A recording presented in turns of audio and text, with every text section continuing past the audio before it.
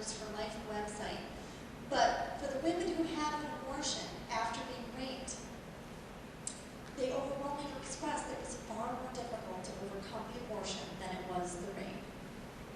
And all of them expressed that they regret their abortion.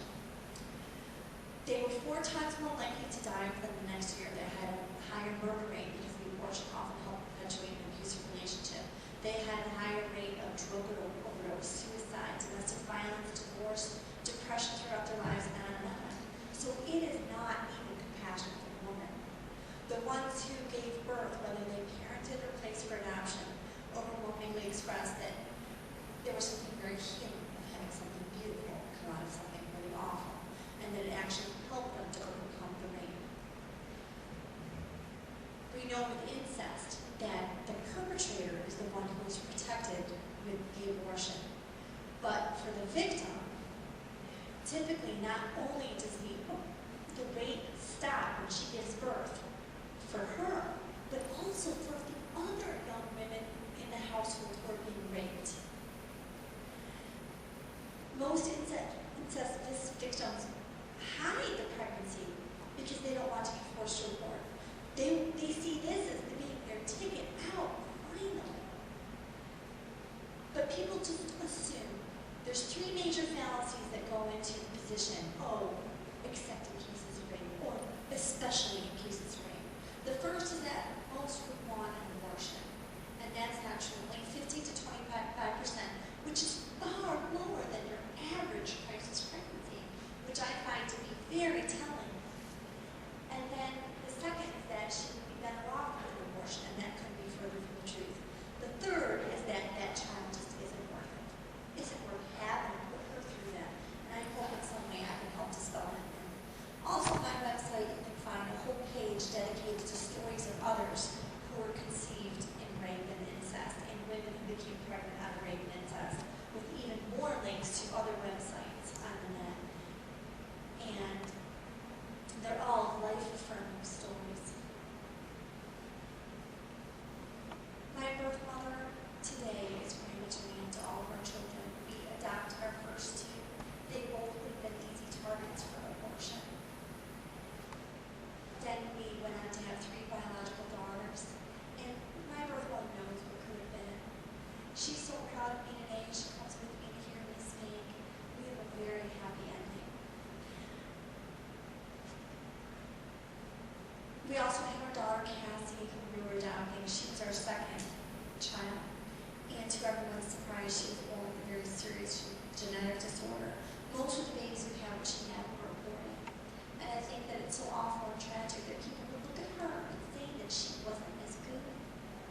They don't know her value. They don't know her own value. I can tell you that it was an honor to take care of her. It is the biggest ripoff that doctors try to convince women that it's not worth going through that.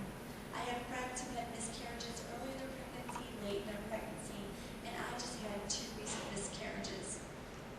And I can tell you, would have done anything to have had even a moment to have been able to hold that baby alive. And it's such a ripoff that doctors convince people that there's no value in going through that experience.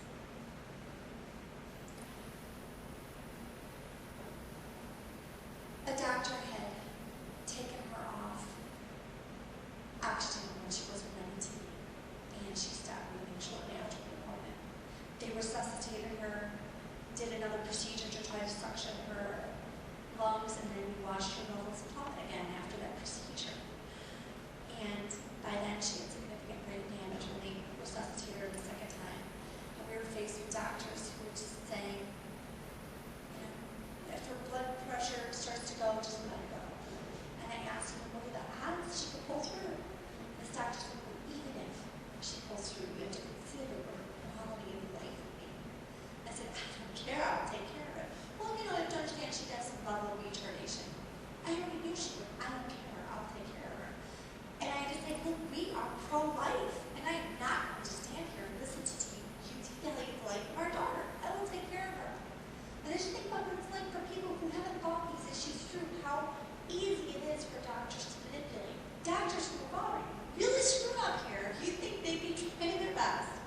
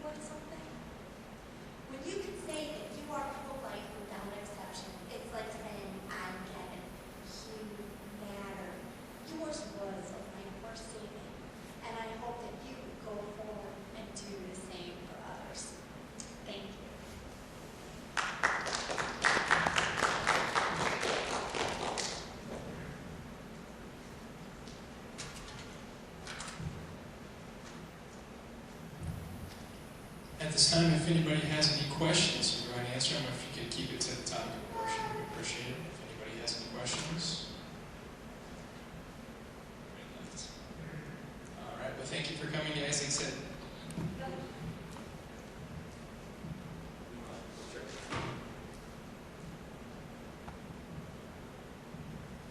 this is related, and this is the, I won't crystallize this too well. I'm seeing a couple of guys in jail right now.